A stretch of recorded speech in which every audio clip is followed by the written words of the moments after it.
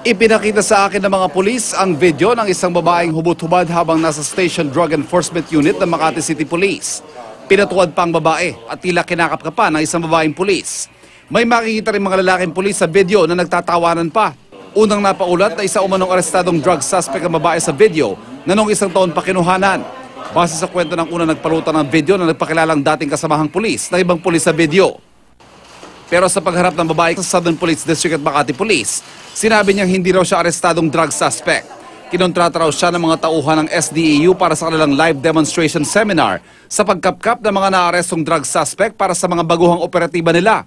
Kailangan daw na paghubarin ng babae dahil ayon sa kanila, may mga ibang suspect na nagtatago ng droga sa iba't ibang parte ng katawan. Ang intention lang po namin doon is matuto po yung mga bago naming assign na babae doon sa SDEU during that time. Ang babaeng nasa video na si alias Andrea, umaming gipit kaya tinanggap ng alok na 2,000 piso para sa demo. Babae naman po, kaya okay lang sa akin. Pero alam po namin na wala pong video na mangyayari.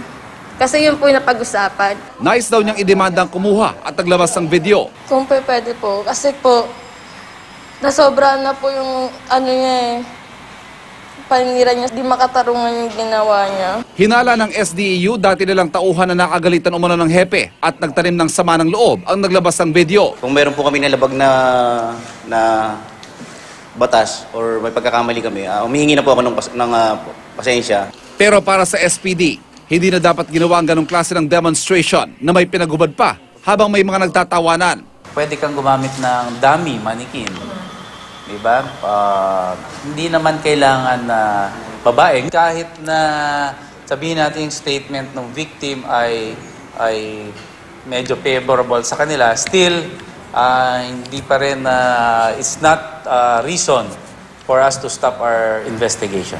Pare-parehong tinanggal sa pwesto ang 4 na pulis na nakita sa video.